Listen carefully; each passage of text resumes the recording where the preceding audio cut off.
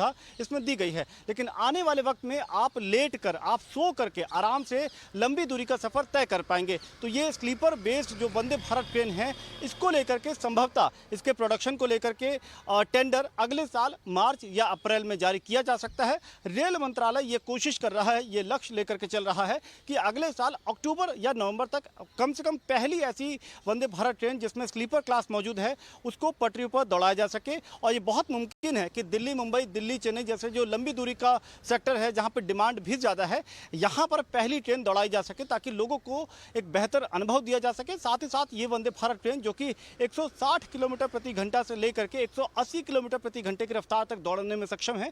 ये रेल यात्रा इस तरीके के जो सेक्टर हैं इसमें 3 से 4 घंटे तक इसमें कटौती करने में सक्षम है। तो यही वजह है कि वंदे भारत ट्रेन पर सबसे ज़्यादा फोकस है रेल मंत्रालय का।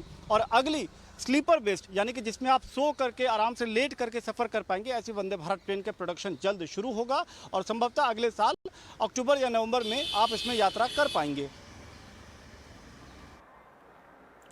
चलिए समीर, आप बने रहिए हमारे साथ, आपसे और भी चर्चा करेंगे इस खबर पर। लेकिन इस बीच हमारे साथ आईसीएफ चेन्नई के एक्स-जीएम सुधांशु मणि भी मौजूद हैं। Sudhanshu ji, thank you so much इजी नाउ स्वदेश को समय देने के लिए। इस खबर पर ही और ज़्यादा डिटेल में हम आपसे समझना चाहेंगे, कितना बड़ा डेवलपमेंट देख रहे हैं आप ये जो नया स्लीपर कोच लगने वाला है। और ऐसे में हम देख रहे हैं कि जैसे लोकल को मुंबई की लाइफलाइन कहा जाता है, क्या वंदे भारत जिस तरह से लॉन्च हो रही है एक के बाद एक, क्या वंदे भारत भी देश की लाइफलाइन बनती हुई नजर आ रहा है? जी देखिए, स्लीपर वर्जन इसलिए जरूरी है कि जो वंदे भारत अभी 2 पहले बनी और जो एक अभी बनी है, ये डे ट्रेन है, सीटिंग है इसमें सिर्फ। अगर कल को हमारी जो प्रीमियम ट्रेन है वो राजधानी है, अगर राजधानी को वंदे भारत से रिप्लेस करना है तो आपको पता ही होगा राजधानी मेनली स्लीपर ट्रेन होती है।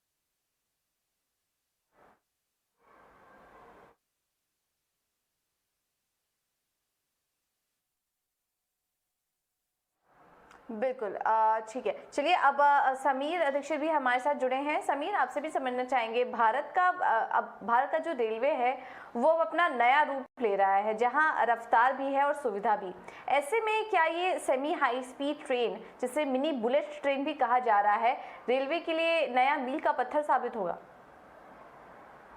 जी बिल्कुल, अभी पूरा जिन एक्सपर्ट से आप बात कर रही थी, यानी कि सुधांशु मणि, उन्होंने ही पहली वंदे भारत ट्रेन उसको बनाया था और उसको चलने के लिए उसका आगाज किया था। उनका अनुभव बिल्कुल सही दिशा में, वो जैसे बता रहे थे कि राजधानी को रिप्लेस करना है अगर आने वाले वक्त में, तो वो वंदे भारत के जरिए ही संभव हो पाएगा। यही वजह है कि रेल मंत्रालय या फिर केंद्र सरकार सबसे ज्यादा वंदे भारत पर इस वक्त फोकस कर रही है।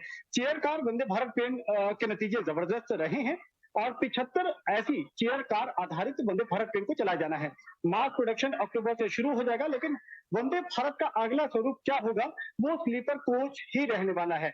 और स्लीपर कोच से फायदा ये देखा जा रहा है कि लंबी दूरी का जहां पर यात्रा होनी है, मसलन दिल्ली मुंबई, दिल्ली चेन्नई, दिल्ली कोलकाता, ऐसी लंबी दूरी का सफर अगर आपको कम समय में तय करना है तो आपको तेज गति की ट्रेन दौड़ानी होगी। और ये सेमी हाई स्पीड ट्रेन का जो कंसेप्ट है, ये वंदे भारत के जरिए ही पूरा हो पाएगा। वंदे भारत कैपेबल है, सक्षम है 160 से लेकर के 180 किलोमीटर प्रति घंटे की रफ्तार को हासिल कर पाने के लिए। तो एक तरफ रेलवे वंदे भारत ट्रेन को बना करके उसको पूरा कर रही है, यानी कि सेमी हाई स्पीड मोबिलिटी की जो ट्रेन चाहिए उसका नाम वंदे भारत ट्रेन है। लेकिन साथ ही साथ अगर आप इससे जुड़ा हुआ और डेवलपमेंट देखें तो रेलवे पहियों से लेकर के रेल ट्रैक तक के नए डिजाइन, नए कंसेप्ट को लागू करना चाह रही है। उस दिशा में टेंडर भी जारी हो रहे हैं। तो एक 360 डिग्री में यहाँ पर रेलवे काम कर रही है और उसका जो अंतिम लक्ष्य है वो यही है कि आने वाले समय में तेज गति से सफर हो पाए और आरामदायक सफर हो पाए। हालांकि एक बात इसमें और जोड़ दूं कि ये सब कुछ अगर मुमकिन होगा तो उसके एवज में यात्रियों को थोड़ी ज्यादा रकम चुकानी होगी किराए के रूप में।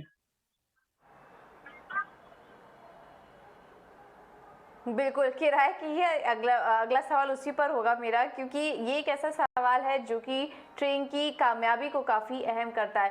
तो इस ट्रेन के किराए को लेकर क्या सवाल है, क्योंकि एयरलाइन का किराया तो अब बढ़ता जा रहा है, तो ऐसे में क्या इसको एक हम कह सकते हैं कि विकल्प के तौर पर देखा जा सकता है, ये जो वंदे भारत ट्रेन चलेगी, और इसके किराए को लेकर क्या अनुमान है? देखिए, एक बात साफ है कि वंदे भारत ट्रेन चलेगी। वंदे भारत ट्रेन आने वाले समय में शताब्दी राजधानी को रिप्लेस करेगी, ये बात स्पष्ट है। वंदे भारत ट्रेन के जरिए ही सरकार सेमी हाई स्पीड मोबिलिटी के जो कोशिश है उसको पूरा करना चाहेगी। और ये भी सही है कि जितनी ज्यादा वंदे भारत ट्रेन चलेंगे, क्योंकि उसमें सुविधाएं ज्यादा हैं, उसमें तकनीक के लिहाज से काफी अपग्रेडेशन है, तो कुछ चीजें अपने साथ एडिशनल कॉस्ट लेकर के आती है, और वंदे भारत उसी का एक नाम है। वंदे भारत प्रीमियम ट्रेन की कैटेगरी की ट्रेन है। इसमें अगर आप यात्रा करेंगे आने वाले समय में, तो उसके लिए आपको ज्यादा पैसे चुकाने होंगे। अभी जो तीसरी वंदे भारत ट्रेन मुंबई अहमदाबाद रूट पे चलाई जानी है, जिसका उद्घाटन प्रधानमंत्री मोदी 30 सितंबर को अहमदाबाद से करेंगे, इसका भी जो किराया होगा वो उस सेक्टर की बाकी ट्रेन के मुकाबले थोड़ा ज्यादा होगा। उसमें फायदा ये जरूर है कि ये तो प्रीमियम ट्रेन है, प्लस आपका जो यात्रा का जो समय है वो भी कम होगा। तो कंसेप्ट कुछ यूं है कि अगर आपको कुछ बेहतर चाहिए, कुछ एडिशनल फैसिलिटी अगर आप ले रहे हैं, तो उसके लिए आपको थोड़ी ज्यादा रकम चुकानी होगी। और वही फॉर्मूला वंदे भारत ट्रेन पर भी लागू होगा, चाहे वो तीसरी वंदे भारत ट्रेन हो या आने वाले समय में अन्य जो वंदे भारत ट्रेन होंगी। जी बिल्कुल, बहुत बहुत शुक्रिया समीर आपका हमारे साथ जुड़ने के लिए और डिटेल में इस खबर पर और ज़्यादा जानकारी देने के लिए। तो आने वाले समय में शताब्दी और राजधानी को भी ये रिप्लेस करते हुए नजर आएगी, और जाहिर सी बात है कि अगर फैसिलिटी और सुविधा ज़्यादा है तो किराया भी आपको ज़्यादा देना पड़ सकता है। अब देखना होगा कि किराए को लेकर यहाँ पर क्या अपडेट निकल कर आते हैं।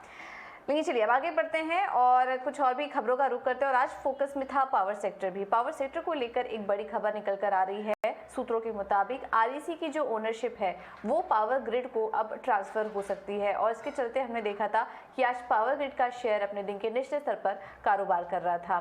खबर पर और ज्यादा जानकारी के लिए चलते हैं प्रकाश प्रियदर्शी के पास। प्रकाश, बताइए। देखिए, सूत्रों के हवाले से हमें एक्सक्लूसिव जानकारी मिल रही है कि आने वाले दिनों में पावर सेक्टर में एक और बड़ा एक्विजिशन जो है वो देखने को मिल सकता है। सूत्र हमें बता रहे हैं कि पावर ग्रिड आरईसी में मेजॉरिटी स्टेक खरीद सकती है। जी हाँ, ये योजना है और ऊर्जा मंत्रालय ने इस मसले पर औपचारिक बातचीत की शुरुआत जो है वो कर दी है। सूत्र हमें बता रहे हैं कि जो प्लान है उसके हिसाब से पावर ग्रिड जो है आरईसी में पीएफसी का जो 52.6% शेयर है उसको खरीद सकती है, और इसकी औपचारिक शुरुआत जो है वो कर दी गई है। सूत्र हमें बता रहे हैं कि जल्द ही ऊर्जा मंत्रालय इस मसले पर वित्त मंत्रालय के साथ बैठक करने वाला है, और इसी महीने कंपनियों के साथ भी इस मसले पर बातचीत होगी।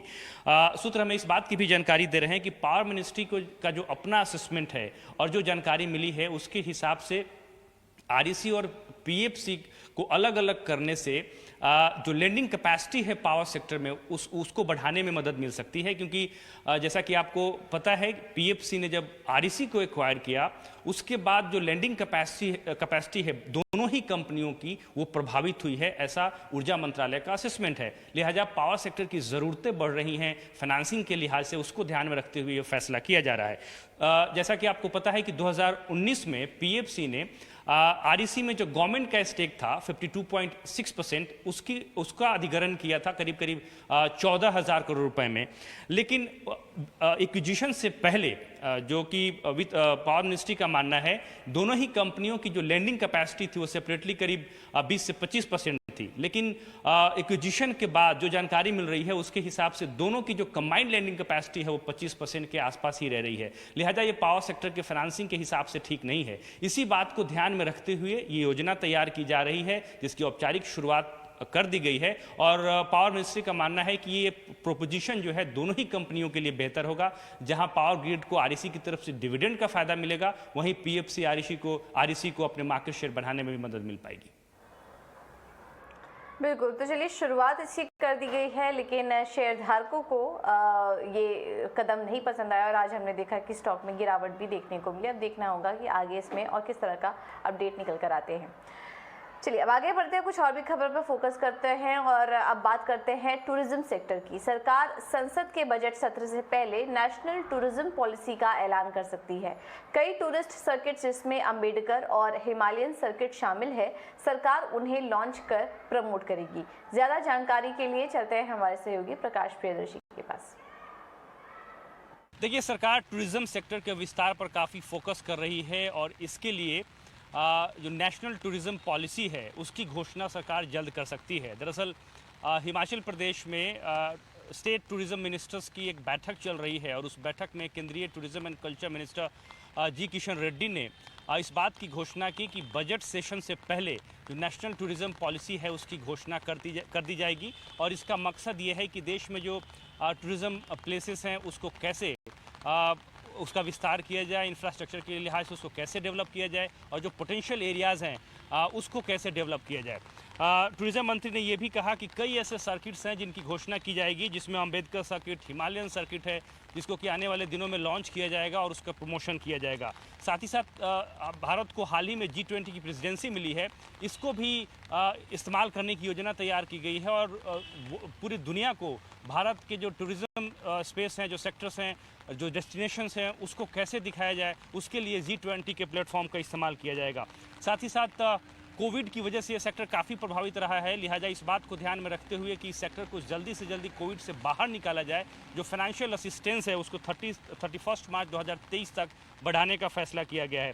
साथ ही साथ टूरिज्म मिनिस्ट्री ने करीब 7,000 करोड़ रुपए के प्रोजेक्ट्स की घोषणा की है, जो कि टूरिज्म इंफ्रास्ट्रक्चर को डेवलप करेगा आने वाले दिनों में। और करीब 76 प्रोजेक्ट्स सैंक्शन किए गए हैं देश भर में, जो कि स्वदेश दर्शन स्कीम के तहत किए गए हैं, ताकि जो टूरिज्म इंफ्रास्ट्रक्चर है देश में उसको डेवलप किया जा सके। बिल्कुल, बहुत बहुत शुक्रिया प्रकाश जानकारी देने के लिए। चलिए आगे बढ़ते हैं और कर्नाटक में बड़े प्रोजेक्ट के लिए L&T जल्द बोली जी सकती है। खबर पर और ज़्यादा डिटेल्स के लिए चलते हैं मेघना के पास। मेघना बताइए।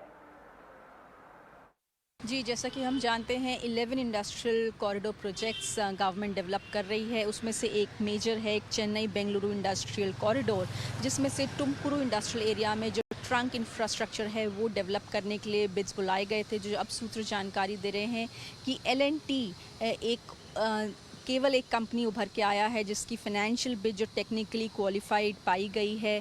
3 राउंड्स इसके हुए हैं, उसके बाद भी L&T ही अकेली कंपनी पाई गई है जिसके टेक्निकली क्वालिफाइड है फाइनेंशियल बिड।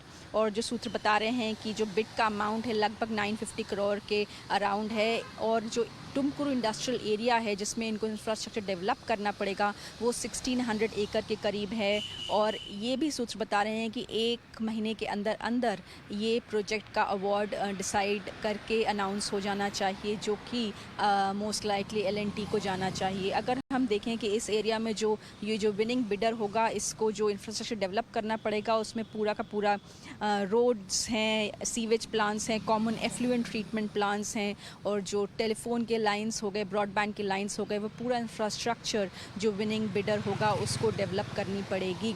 और ये हम जानते हैं कि कैबिनेट जो है इस एरिया को डेवलप करने के लिए ऑलरेडी 1702 करोड़ का अप्रूवल दे चुकी है दिसंबर 2020 में। तो अभी भी जब ट्रंक इंफ्रास्ट्रक्चर डेवलप हो जाएगा उसके बाद इसमें जो लैंड है उसका अलॉटमेंट शुरू होगा, और उम्मीद करते हैं उसके बाद जो कॉरपोरेट्स हैं वो इसमें इंटरेस्ट दिखाएंगे। और करीब 50,000 करोड़ के NPA NARCL में ट्रांसफ़र किए जाएंगे। इसके लिए जल्द SBI, बैंक ऑफ बड़ौदा और यूनियन बैंकों की बैठक होने वाली है। इस पर ज़्यादा डिटेल्स के लिए चलते हैं अंकुर मिश्रा के पास। अंकुर बताइए। जी हाँ, सूत्रों के मुताबिक एक जॉइंट लेंडर्स मीटिंग होने वाली है इस हफ्ते, और इस मीटिंग में जितने भी मेंबर बैंक्स हैं जैसे कि state bank of India, union bank, bank of Baroda, यहाँ तक कि प्राइवेट बैंक्स भी हिस्सा लेंगे। और यहाँ पे डिस्कशन ये होगा कि NARCL पर अब कैसे आगे बढ़ना है। आपको याद होगा NARCL सरकार ने पिछले वित्त वर्ष में शुरू करने का जो निर्णय लिया था बजट में, बट उसके बाद जो NARCL फॉर्मेशन है वहाँ पे थोड़ी सी देरी रही है और क्वार्टर आफ्टर क्वार्टर डिले हुआ है ट्रांसफरिंग ऑफ एसेट्स जो करना है NARCL में। अब यहाँ पर सारे बैंक एक बार बैठकर एक कॉमन प्रोसीजर्स लाने पर विचार कर सकते हैं, क्योंकि अलग बैंक्स अलग अलग प्रोसीजर्स अपना रहे हैं, जिस वजह से जो निर्णय लेने में है वो काफ़ी देरी हो रही है। अभी की अगर हम बात करें तो रेनवे पेपर्स जैसे कुछ अकाउंट्स हैं जो कि शॉर्टलिस्टेड हैं, लेकिन वो अभी ट्रांसफरिंग ऑफ एसेट्स में अभी टाइम लग रहा है।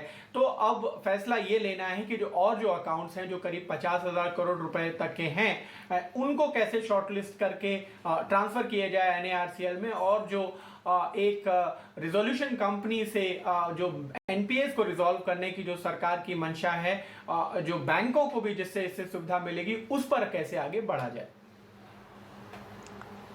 बिल्कुल, बहुत बहुत शुक्रिया अंकुर ये सारी जानकारी देने के लिए। चलिए अब बात करते हैं मार्केट की, इक्विटी मार्केट की। और आज हमने देखा कि हफ्ते का पहला कारोबारी सत्र था और काफ़ी अच्छी क्लोजिंग आज के दिन देखने को मिली। शुरुआत हल्की कमज़ोर हुई थी, लेकिन उसके बाद निचले स्तरों से एक अच्छी रिकवरी देखी गई। निफ्टी 91 अंक चढ़कर 17,622 पर बंद हुआ। वहीं सेंसेक्स में 300 अंकों की बढ़त देखने को मिली है। इसमें सीमेंट, टायर, बैंकिंग शेयरों में आज काफ़ी अच्छी तेज़ी देखने को मिली। और पूरी डिटेल्स के साथ मानसी हमारे साथ जुड़ चुकी हैं ज़्यादा जानकारी लेकर। मानसी बताइए। बाजार ने शुरुआती कमजोरी जरूर दिखाई, लेकिन वो सिर्फ 15-20 मिनट का एक कंसर्न था। उसके ठीक बाद जो रिकवरी दिखी काफी मजबूत थी वो रिकवरी, और रिकवरी दिन भर इंटैक्ट रही और क्लोजिंग में भी हमने देखा शानदार आउट परफॉर्मेंस के साथ हरे निशान के साथ ही क्लोजिंग नजर यहाँ पर आई। सेक्टर स्पेसिफिक बाजार को देखेंगे, कई सारे सेक्टर्स में अच्छी मजबूती थी, लेकिन शुरुआत सीमेंट से करना चाहेंगे क्योंकि सीमेंट सेक्टर में जो बिग डील होती हुई नजर आई। हमने देखा कि अडानी ग्रुप ने पूरी तरह से एक्विजिशन की प्रक्रिया पूरी कर ली है। एसीसी अंबुजा के लिए जो बड़े मैनेजमेंट बदलाव आते दिखे, फंड रेजिंग की खबर आती हुई देखने को मिली। उसके ठीक बाद सीमेंट प्लेस में एसीसी अंबुजा तो फोकस में थे ही, लेकिन इसके अलावा भी तमाम सीमेंट कंपनियां, चाहे फिर वो छोटी मजौली हो या बिग प्लेयर्स हो, अच्छी तेजी के बीच कामकाज कर रहे थे। इसके अलावा मारुति ऑटोमोबाइल के लगातार नए लॉन्चेस हम देख रहे हैं। मारुति अपने ग्रैंड विटारा के चलते फोकस में रही और इसी के साथ हमने मैनेजमेंट से भी बातचीत की और मारुति सुजुकी के स्टॉक में भी इसका एक एक्शन जरूर नजर आया। राइस स्टॉक्स में आज अच्छी मजबूती रही। केआरबीएल, एलटी फूड्स जैसे स्टॉक 7 से लेकर 10% तक की तेजी आज के सत्र में दिखा रहे थे। वहीं फोर्टिस हेल्थकेयर के स्टॉक पर खास तौर से नजर रखें क्योंकि बिगेस्ट वन डे गेन 3 मार्च के बाद फोर्टिस हेल्थकेयर के स्टॉक में देखिए करीब 6-6.5% तक की तेजी के साथ स्टॉक में ट्रेड्स नजर आए। बाजार में सबसे ज्यादा कंट्रीब्यूशन कौन से स्टॉक्स दे रहे थे? HDFC twins to start with. HDFC bank में अच्छी मजबूती के बीच ट्रेड्स दिन भर दिखे और क्लोजिंग में भी मजबूती जो है वो कायम रही। इन्फोसिस, एचयूएल जैसे स्टॉक्स में भी अच्छी तेजी के साथ ही कामकाज दिखा। हालांकि contribution ICICI bank, Tata Motors जैसे स्टॉक्स नहीं दिखा पाए और लाल निशान के साथ बिकवाली का दबाव इन स्टॉक्स में नजर आया। एलएनटी, पावर ग्रिड और एनटीपीसी जैसे स्टॉक्स भी, पावर ग्रिड पर हमने एक एक्सक्लूसिव खबर आपको बताई और उसका एक इम्पैक्ट भी आता हुआ जरूर दिखा। मिड कैप में गेनिंग मोमेंटम, एस्कॉट्स क्यूबोटा के स्टॉक में अच्छी तेजी थी। फोर्टिस, एमएफएसएल, अल्केम लैब और अपोलो टायर जैसे स्टॉक्स में तेजी नजर आई और losing candidates LIC housing finance, NALCO, नाम इंडिया, एलएनटी टेक्नोलॉजी जैसे स्टॉक्स रहे। वहीं सेक्टोरल्स की अगर बात करें, सेक्टर स्पेसिफिक भी बाजार में तेजी अच्छी खासी थी। सबसे आगे एफएमसीजी प्ले, उसके ठीक बाद IT sector, financial services, auto, निजी बैंक क्षेत्र, सरकारी बैंक क्षेत्र और फार्मा प्लेस। केवल मेटल्स और साथ ही रियल एस्टेट पैक 2 सेक्टर्स रहे जो कि परफॉर्म नहीं कर पाए। इसके अलावा बाजार का दिन भर का एक्शन काफी मजबूत रहा। क्लोजिंग में सेंसेक्स में हमने देखा 300 अंकों की बढ़त, निफ्टी में भी करीब 100 अंकों की तेजी और बैंक निफ्टी में भी अच्छी तेजी के बीच ही कामकाज क्लोज हुआ। तो एक अच्छा सेटअप, अच्छा दिन बाजार के लिए।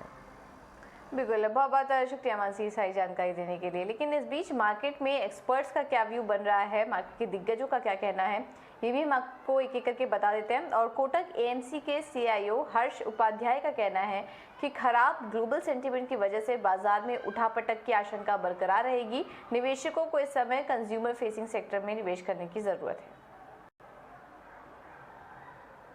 अगर आज के दिन में अगर आप बाजार को एनालाइज करते हैं तो आपको कोई इंडिया स्पेसिफिक बड़ा सा नेगेटिव नहीं दिखेगा। जो भी नेगेटिव है, इन्फ्लेशन या इंटरेस्ट रेट का जो माहौल है, ये सब ग्लोबल इश्यूज हैं। जरूर इंडिया पे भी थोड़ा असर पड़ेगा, लेकिन हमारा मानना ये है कि इंडिया बहुत डिफरेंटली प्लेस्ड है। It's a bright spot in the overall globe. अगर आप इन्फ्लेशन देखेंगे, हम पहले भी 6-7% का इन्फ्लेशन मैनेज कर चुके हैं। हमारे इंटरेस्ट रेट्स इतने नीचे नहीं हैं। हमारे जो नेगेटिव रियल रेट्स हैं आज के दिन में वो बहुत ही कम है एज कम्पेयर टू अमेरिकी बाजार या यूरोपियन बाजार को देखते हैं। तो वहाँ पे ग्रोथ पे जो हिट होने वाला है वो बहुत ज़्यादा दिखता है, लेकिन हमारे यहाँ पे इन्फ्लेशन मैनेजमेंट इतना मुश्किल नहीं पड़ना चाहिए। तो ये सब फैक्टर्स को देखते हुए हमें लगता है कि वोलेटिलिटी तो शायद ज़रूर रहेगा जब तक ग्लोबल मार्केट्स में एक तरफ से ये सब सेंटिमेंट्स का इश्यूज या फंडामेंटल्स का इश्यूज रहेंगे। लेकिन इंडिया में जो आज के दिन में जो फंडामेंटल्स हैं और इकोनॉमी जैसे चल रहा है, उसके हिसाब से हमें नहीं लगता है कि इंडिया में इतना ज़्यादा मंदी करने का ज़रूरत है ऑन अ फंडामेंटल।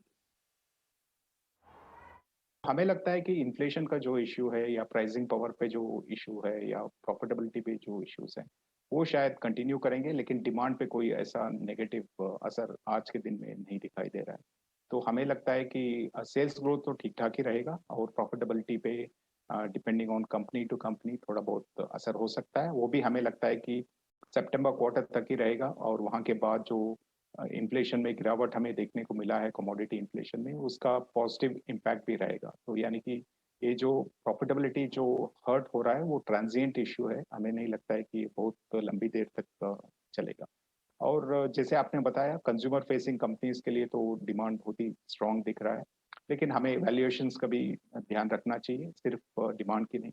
तो ओवरऑल जहाँ जहाँ डिमांड ठीक है, जहाँ जहाँ पे प्रॉफिटेबिलिटी पे इतना नेगेटिव असर नहीं है इन्फ्लेशन का, और अगर वैल्यूएशन भी वहाँ पे महंगा नहीं है, तो वही सेक्टर्स है जो आपको आउट परफॉर्मेंस दिलवाएं। और अब बात करते हैं सीमेंट स्पेस की। और आज अंबुजा एसीसी का अधिग्रहण पूरा होने की खबर के बाद अदानी ग्रुप अगले 5 साल में सीमेंट उत्पादन कैपेसिटी को डबल करने के क्या क्या कदम उठाने जा रहा है, बता रहे हैं हमारे सहयोगी सौम्य सरकार। सौम्य, बताइए।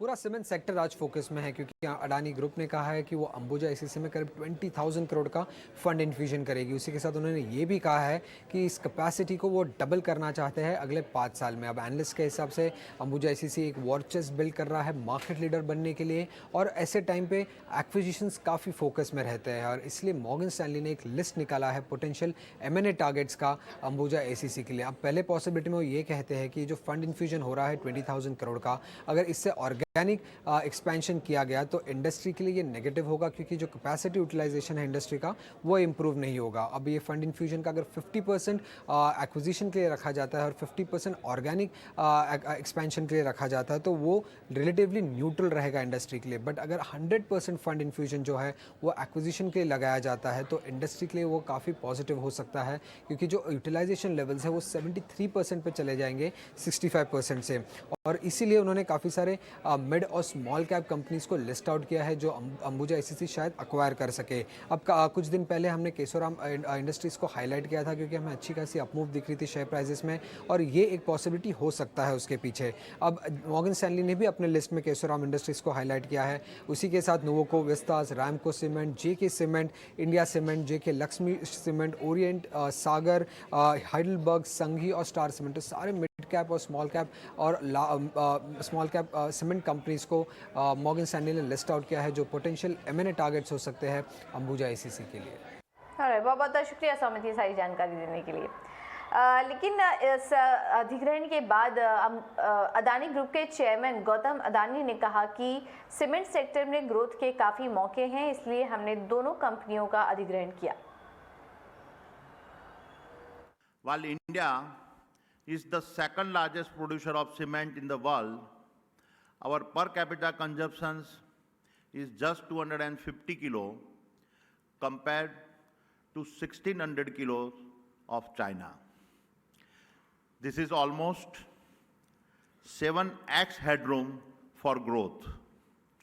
Furthermore, as several of the government's programs gather momentum, the long-term average growth in cement demand is expected to be 1.2 to 1.5 times the GDP. We anticipate growing at twice these numbers. Therefore, as our nation's growth story unfolds, with trillion-dollar investment in infrastructure and housing, cement is an attractive adjacency to our infrastructure business. और हमने 2 हफ्ते पहले सोने को लेकर अंदेशा जताया था कि सोने में बड़ी गिरावट आ सकती है, और वहां से अब तक MCX पर सोने में करीब 1500 रुपए और कॉमिक्स पर $100 तक की गिरावट आ चुकी है। सोने की चाल की एनालिसिस के लिए हमारे सहयोगी विश्व मोहन और टेक्निकल एक्सपर्ट कुणाल बोथरा के साथ मौजूद हैं। बताइए विश्व मोहन।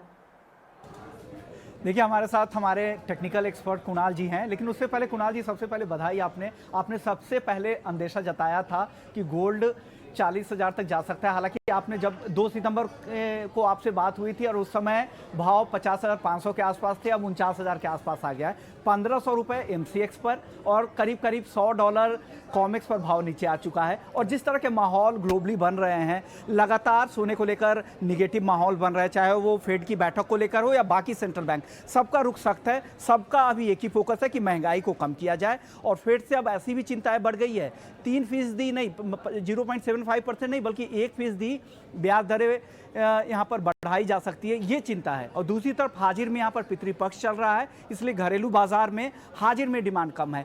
इन सब के बीच में अब क्या लग रहा है, आपने 40,000 का जो टारगेट दिया था, ये कब तक अचीव हो सकता है और टाइम फ्रेम क्या है उसका? तो मैं अभी भी बेरिश हूँ गोल्ड पे, और मेरा ऐसा मानना है कि ये जो ट्रेंड हो रहा है गोल्ड में, ये बहुत ही स्ट्रॉन्ग ट्रेंड है डाउन साइड में।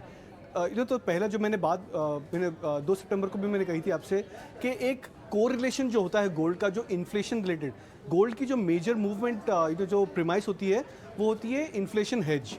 तो अगर इन्फ्लेशन ऊपर जाता है तो हम गोल्ड में जनरली इन्वेस्ट करते हैं, बिकॉज हमारा ऐसा मानना होता है कि अगर स्टॉक्स डाउन हो जाते हैं तो गोल्ड में वैल्यू शूटअप हो जाती है, तो हमें कहीं ना कहीं हेज मिलता है। पर हमने लास्ट 7 मंथ्स में 2022 के स्टार्ट में भी हमने देखा कि जब इन्फ्लेशन ज़्यादा हो रही थी तब गोल्ड अपना शाइन लूज करते जा रहा था और गोल्ड में ज़्यादा मूवमेंट नहीं आ रही थी। तो कहीं ना कहीं हम कहते हैं वो कोरिलेशन ब्रेक हो गया था।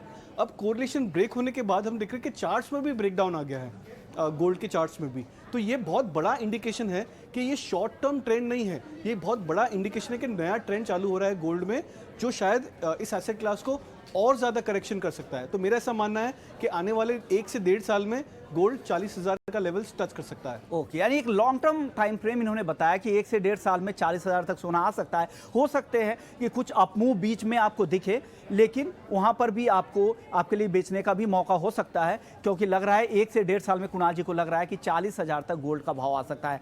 आपने जो पैटर्न पिछली बार बताए थे वो 10 साल पहले इस तरह के पैटर्न बने थे, क्या उस तरह के पैटर्न अभी भी आपको दिख रहे हैं बनते हुए?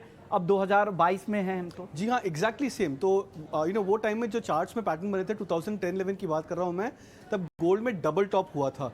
जो डबल टॉप एक पैटर्न होता है जब लॉन्गर टर्म चार्ट्स में फॉर्म होता है, तब हम कहते हैं कि बहुत ज़्यादा स्ट्रॉन्ग और प्रोमिनेंट पैटर्न होते हैं।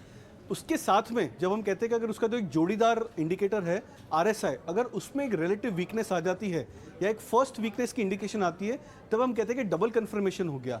तो प्राइस वाइज एक टॉप बन गया है एसेट क्लास में, और इंडिकेटर वाइज सबसे पहला इंडिकेशन आ गया कि उसमें वीकनेस आ गई है। तो ये दोनों लीथल कॉम्बिनेशन होते हैं।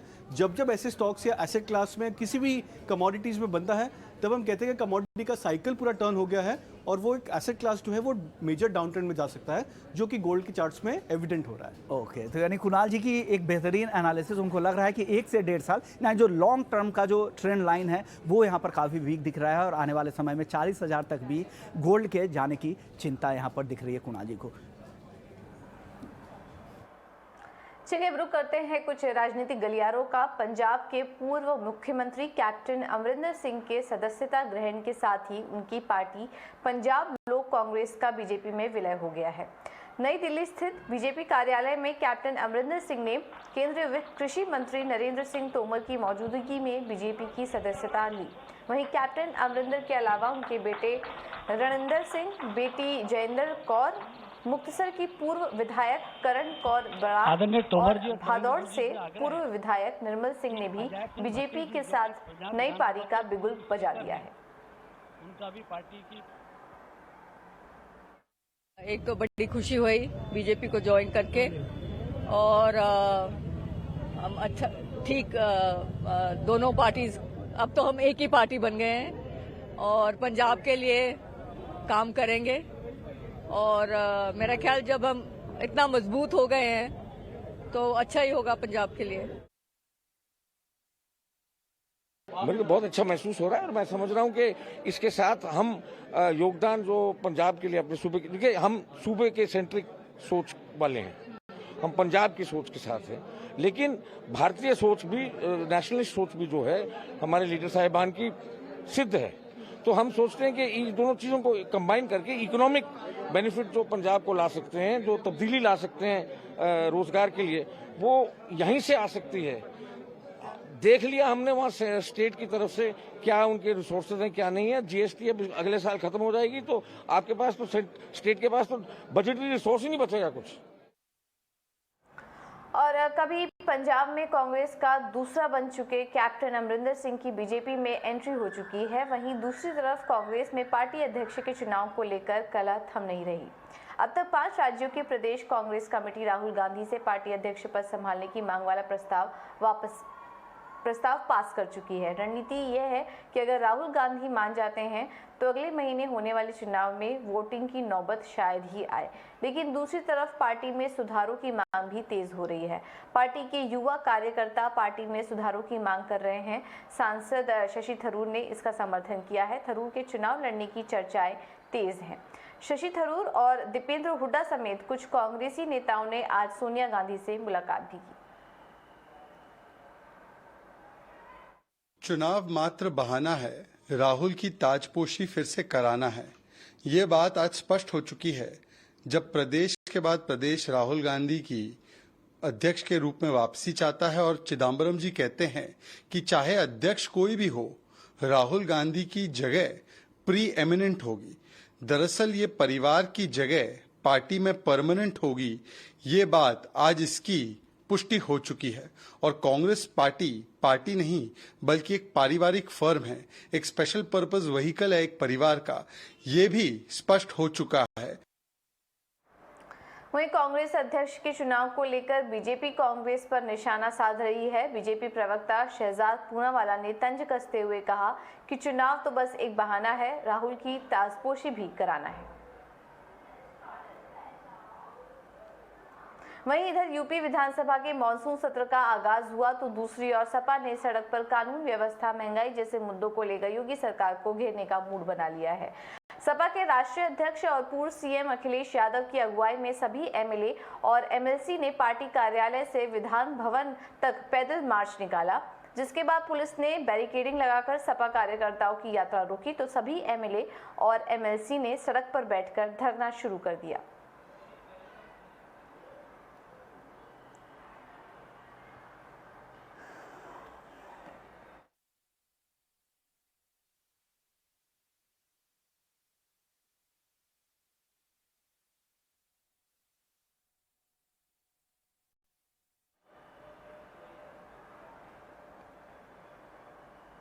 और 200 करोड़ के मनी लॉन्ड्रिंग केस में एक्ट्रेस जैकलीन फर्नांडिस आज फिर पूछताछ चल रही है। जैकलीन दिल्ली पुलिस की ईओडब्ल्यू के सामने पेश हुई हैं। ईओडब्ल्यू ने जैकलीन से उनके बैंक खाते की डिटेल्स मांगे हैं। साथ ही सुकेश चंद्रशेखर ने जैकलीन के माता पिता को क्या क्या गिफ्ट दिए और जैकलीन ने प्राइवेट जेट में कब सफर किया था, जैकलीन इसके डिटेल्स भी सौंपेंगी। ईओडब्ल्यू फर्नांडिस से पिछले हफ्ते भी 8 घंटे तक पूछताछ कर चुकी है।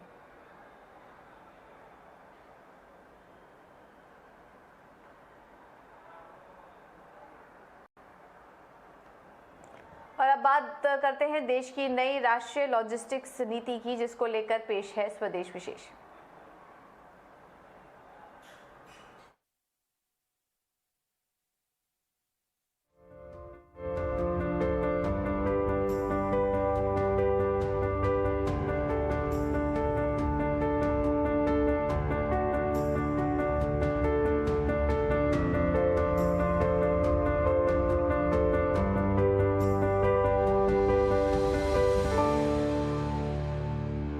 देश को नई राष्ट्रीय लॉजिस्टिक्स नीति मिल गई है, जो विकास की ओर बढ़ते भारत को एक नई दिशा देगी। उम्मीद है कि नीति के लागू होने के बाद कारोबारियों को अपने सामान की सप्लाई में आने वाली समस्याओं का हल मिलेगा, साथ ही साथ माल ढुलाई में भी राहत मिलेगी। आखिर क्या है ये नीति, पहले आपको ये दिखा देते हैं।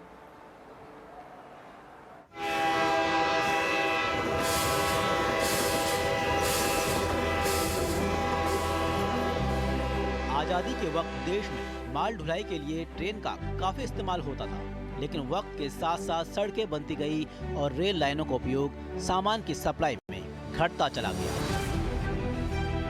जिसके चलते लॉजिस्टिक कॉस्ट बढ़ती गई। देश की जीडीपी का लगभग 13 से 14% हिस्सा लॉजिस्टिक कॉस्ट पर खर्च होता है। नेशनल लॉजिस्टिक पॉलिसी में सिंगल रेफरेंस पॉइंट बनाया गया है, जिसका मकसद अगले 10 सालों में लॉजिस्टिक सेक्टर की लागत को 10% तक लाया जाना है। भारत में लास्ट माइल डिलीवरी तेजी से हो, ट्रांसपोर्ट से जुड़ी चुनौतियां समाप्त हो, हमारे मैन्युफैक्चरर्स का, हमारे उद्योगों का समय और पैसा दोनों बचे। भारत में माल ढुलाई के लिए ज्यादातर सड़क और उसके बाद जल परिवहन और फिर हवाई मार्ग का इस्तेमाल किया जाता है और इस पॉलिसी के लागू होने से लॉजिस्टिक नेटवर्क को आपस में भी जोड़ा जाएगा और इस पर खर्च भी कम हो जाएगा। और इस क्षेत्र में काम करने वाली सरकार की अलग अलग इकाइयों में के बीच में भी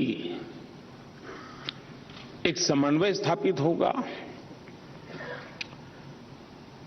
होलिस्टिक अप्रोच रहेगा और उसका परिणाम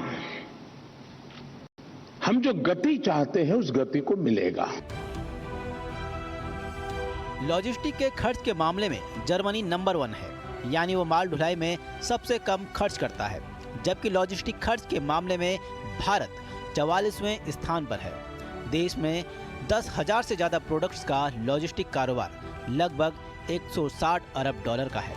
इसके साथ ही ये सेक्टर 2.2 करोड़ से अधिक लोगों को रोजगार मुहैया कराता है। ऐसे में अब इस पॉलिसी के आने पर देश को सस्ते और अच्छे दिन आने की उम्मीद है। ईटी नाउ स्वदेश। बिल्कुल, तो ये थी नई लॉजिस्टिक पॉलिसी जिसका कि काफ़ी समय से इंतजार हो रहा था और काफ़ी समय से इस पर काम चल रहा था और लॉजिस्टिक पॉलिसी को लेकर पीएम मोदी में भी काफ़ी उत्साह दिखा, तभी तो उनका इस पॉलिसी को लेकर अंदाजे बयां भी देखने लायक था। सुनिए कितनी खूबसूरती से उन्होंने इस नीति को लेकर कहा।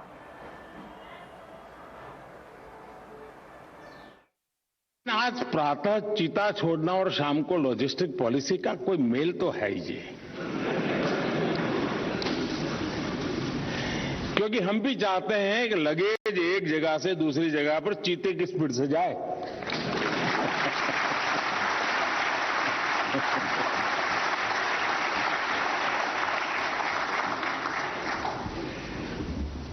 देश उसी तेज गति से आगे बढ़ना चाहता है।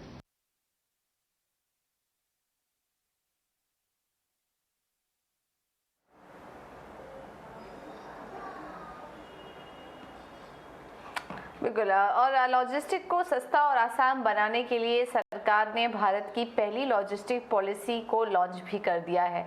इस पर हमारी सहयोगी मेघना मित्तल ने DPIIT सेक्रेटरी अनुराग जैन से खास बातचीत किया, ये आपको सुनवा देते हैं। इंडिया की जो पहली लॉजिस्टिक्स पॉलिसी है वो लॉन्च हुई है, जिसके चलते हम एक्सपेक्ट कर रहे हैं कि लॉजिस्टिक्स सेक्टर में एक बड़ा चेंज आएगा। उसके मेजर पॉइंट्स क्या हैं? लॉजिस्टिक पॉलिसी लॉन्च की गई है। एक पीएम गति शक्ति पिछले साल उन्होंने लॉन्च किया था नेशनल मास्टर प्लान, उससे इंफ्रास्ट्रक्चर सुधरी, पर पूरे तरीके से लॉजिस्टिक एफिशिएंसी बढ़ाने के लिए उसके साथ उसके systems, processes, skilled man power, ये सब चीज़ों को सुधारने की ज़रूरत है। तो लॉजिस्टिक पॉलिसी इन तीनों चीज़ों को टारगेट करती है। इसमें यूलिप जैसा एक प्लेटफॉर्म है, ई-लॉक्स जैसा सिस्टम है, एजुकेशनल कोर्सेज हैं, स्टैंडर्डाइजेशन ऑफ सारे जो लॉजिस्टिक चीज़ों के स्टैंडर्ड्स हैं उनका वॉलंटरी स्टैंडर्ड्स इंडस्ट्री के साथ बैठ के वर्कआउट किया गया, उसका पब्लिकेशन है। तो इस प्रकार से ये सारी चीज़ें एफिशिएंसी बढ़ाने के लिए लॉजिस्टिक पॉलिसी में शामिल की गई हैं। अगर हम यूलिप्स की बात करें, जो एक सिंगल इंटरफेस के तौर पे जो डेवलप किया गया है, उसके चलते क्या बेनिफिट मिलेगा बिजनेसेस को? आज की तारीख में यदि कोई कंपनी लॉजिस्टिक पे काम कर रही हो तो उसको 7 विभिन्न डिपार्टमेंट के 30 अलग अलग प्लेटफॉर्म से काम करना पड़ता है। जैसे रेलवे मिनिस्ट्री का अलग अलग प्लेटफॉर्म्स हैं, रोड मिनिस्ट्री के अलग अलग प्लेटफॉर्म्स हैं, शिपिंग के अलग हैं, सिविल एविएशन के अलग हैं, कस्टम्स के अलग हैं, कॉमर्स के अलग हैं। इन 7 मिनिस्ट्रीज़ के 30 अलग अलग प्लेटफॉर्म्स को मिलाकर एक प्लेटफॉर्म पे APIs के थ्रू जोड़ दिया गया है। जिस प्रकार से UPI के ऊपर व्हाट्सएप पे, गूगल पे बना के लोगों की ज़िंदगी आसान की, तो UPI के इक्विवेलेंट एक प्लेटफॉर्म ये हमारा यूलिप है।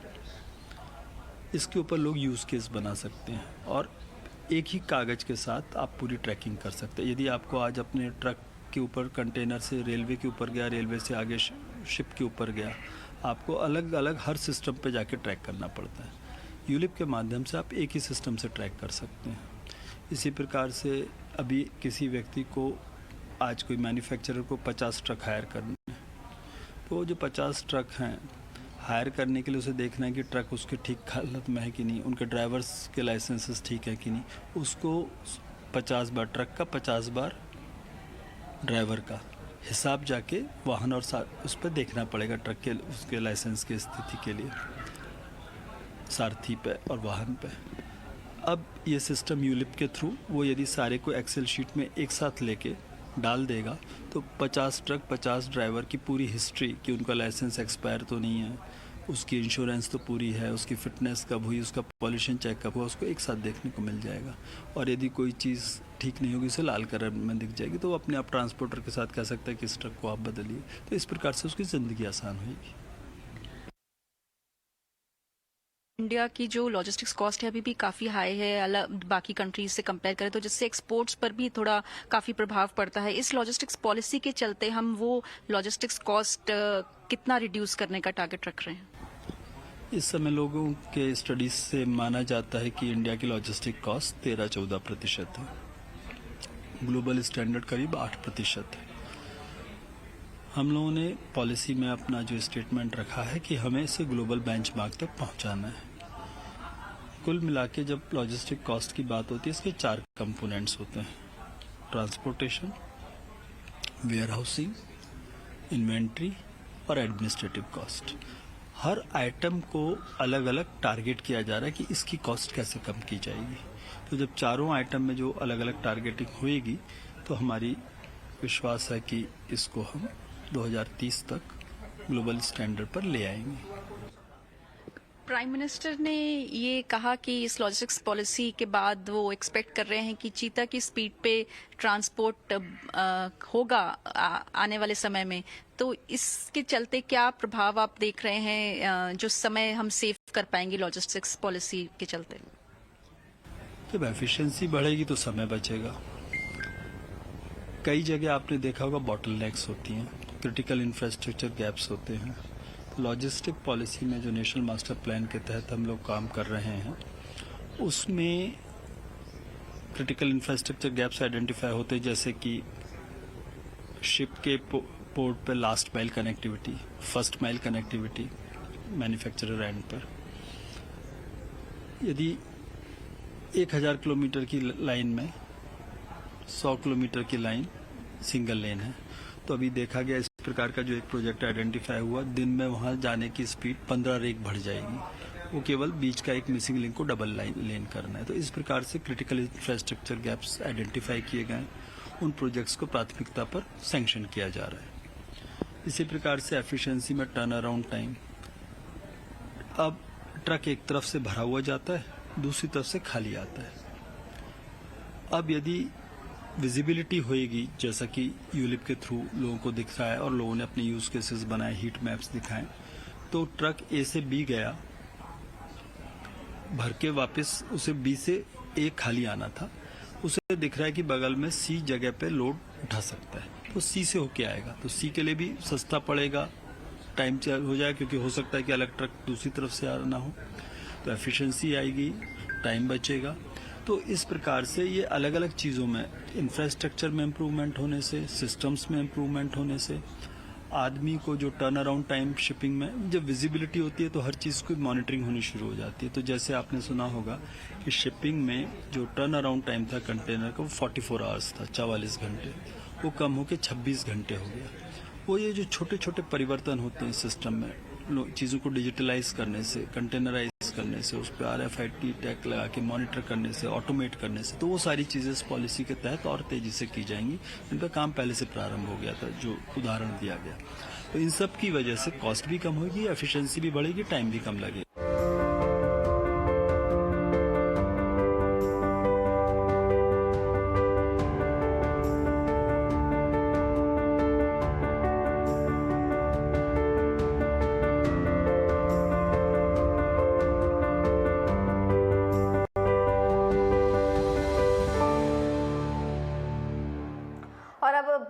क्वीन एलिजाबेथ के अंतिम संस्कार की। दरअसल महारानी एलिजाबेथ द्वितीय का अंतिम संस्कार पूरे रीति रिवाज के साथ आज रात कर दिया जाएगा।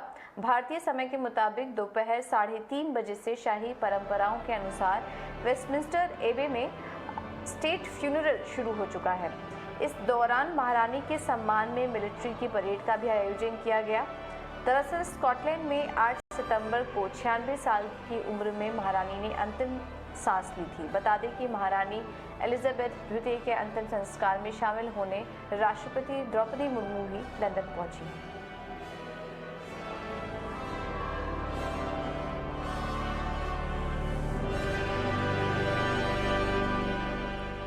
महारानी एलिजाबेथ द्वितीय के निधन के बाद ब्रिटेन में बहुत कुछ बदलने वाला है। साथ ही उन देशों की करेंसी में भी बदलाव हो सकता है जिन देशों की करेंसी पर आज भी ब्रिटेन की महारानी की तस्वीर छपती है। ऑस्ट्रेलिया और कनाडा समेत ऐसे कई देश हैं जहां की करेंसी पर महारानी की तस्वीर है, यानी महारानी के किस्से कई देशों से जुड़े हैं। इससे जुड़ी जानकारियां भी खास हैं। इसके अलावा राज परिवार से जुड़ी कई जानकारियां बेहद खास है और उनके सदस्य के फ्यूनरल से जुड़ी चीजें उससे भी कहीं ज्यादा।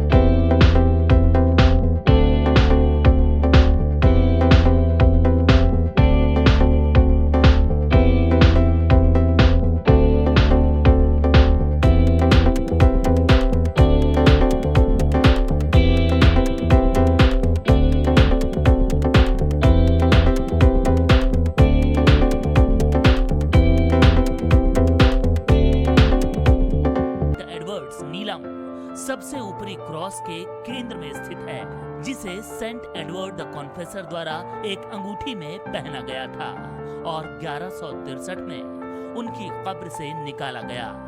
1973 में उससे रानी के पिता किंग जॉर्ज 6 के राज्याभिषेक के लिए ताज बनाया गया था।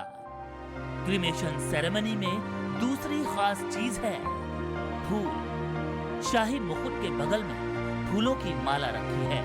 इसमें सफेद गुलाब, स्प्रे सफेद गुलाब, सफेद डहलिया और पत्तों के अलावा पिट्स, स्पोरम, लेवेंडर और मेहंदी शामिल हैं। ताज के दूसरी तरफ ऑर्ब और राजदंड है।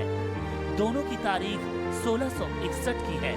उन्हें रानी के राज्याभिषेक के दौरान पेश किया गया था। ऑर्ब एक सोने का गोला है जो एक क्रॉस से घिरा हुआ है, जो सम्राट को याद दिलाता है उनकी शक्ति भगवान से ली गई है। राजदंड एक 3 फीट लंबी सोने की छड़ है जिसे सुशासन से जोड़कर देखा जाता है। इसके मुट्ठे पर दुनिया का सबसे बड़ा रंगहीन कट हीरा कॉलिनन 1 लगा हुआ है। क्वीन एलिजाबेथ द्वितीय के फ्यूनरल के दौरान तीसरी गौर करने वाली चीज है रॉयल स्टैंडर्ड। ताबूत को रॉयल स्टैंडर्ड के साथ लपेटा गया है, जो संप्रभु और यूनाइटेड किंगडम का प्रतिनिधित्व करता है। महारानी के क्रीमेशन के दौरान खुला ताबूत रथ चौथा सेंटर ऑफ अट्रैक्शन है। 8 रक्षकों द्वारा ताबूत को वेस्टमिंस्टर हॉल में ले जाने के बाद इसे कैटाफाल्क पर रखा गया है, जो ऊंचाई पर बना हुआ मंच है। कैटाफाल्क 4 बड़ी पीली मोमबत्तियों से घिरा हुआ है, जिसके चारों ओर सैनिक खड़े होते हैं। इसी मंच के चारों ओर जनता महारानी के अंतिम दर्शन के लिए उमड़ रही है। के दिग्गज ब्रांड सर्वो ने 50 साल पूरे कर लिए हैं। इस मौके पर एक नया लुब्रिकेंट बाजार में उतारा गया है। आईओसी के सर्वो ब्रांड का ये 50 साल का सफर कैसा रहा और कैसे नया लुब्रिकेंट, आइए देखते हैं इस रिपोर्ट में।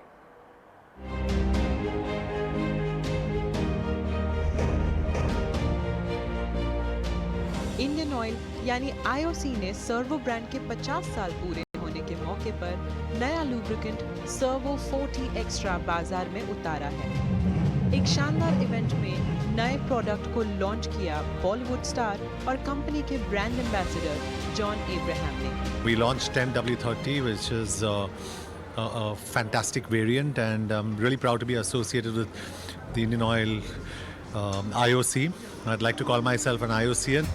सर्वो ने 1000 से ज्यादा एक्टिव लुब्रिकेंट ग्रेड्स तैयार किए हैं। फिलहाल 37 देशों में सर्वो पर कस्टमर्स का भरोसा है। Our technical services team always look forward for the various working conditions or working parameter related issues and are always ahead of the curve in giving the best product chemistry available to the country. Base oil की क्षमता बढ़ाने को लेकर भी company के बड़े plans हैं। Company का लक्ष्य इस क्षमता को अगले 2 साल में मौजूदा 0.5 MMT सालाना से बढ़ाकर 1.7 MMT करने का है। सर्वो ब्रांड के 50 साल पूरे होने के बाद कंपनी इस ब्रांड को और भुनाना चाहती है। मैनेजमेंट की माने तो वो इसके वॉल्यूम्स को 3 गुना बढ़ाना चाहती है। ऐश्वर्या पाटिल, ET नाउ स्वदेश के लिए। और कर्नाटक सरकार ने हाल ही में ग्लोबल स्टार्टअप चैलेंज वेंचराइज लॉन्च किया। इस चैलेंज का मकसद मैन्युफैक्चरिंग और सस्टेनेबिलिटी से जुड़े ग्रोथ स्टार्टअप्स को मान्यता दिलाना है, रिवॉर्ड और सपोर्ट करना है। ये ग्लोबल चैलेंज दुनिया भर की कंपनियों ने अपने सॉल्यूशंस पूरी दुनिया के सामने रखने और मजबूत नेटवर्क बनाने में एंटरप्रेन्योर्स की सहायता करेगा। इस ग्लोबल चैलेंज के विजेताओं के लिए $1 लाख का नकद इनाम भी रखा गया है। विजेताओं को उद्योग जगत के दिग्गजों से चर्चा करने का मौका भी मिलेगा और वो ग्लोबल मीट के दौरान अपने सॉल्यूशंस सामने रख सकेंगे और अनुभवी मेंटोर से मेंटरिंग सेशन में मिल सकेंगे और उनसे टिप्स भी हासिल कर सकेंगे। इस ग्लोबल स्टार्टअप चैलेंज में हिस्सा लेने के लिए आप 25 सितंबर तक एप्लीकेशन भेज सकते हैं। तो अगर आप ग्लोबल स्टार्टअप चैलेंज में हिस्सा लेना चाहते हैं तो देर ना करें और तुरंत अप्लाई करें।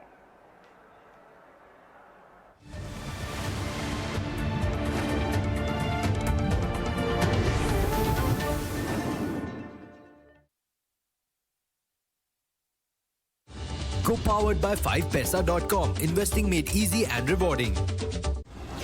In association with BSC, experience the new.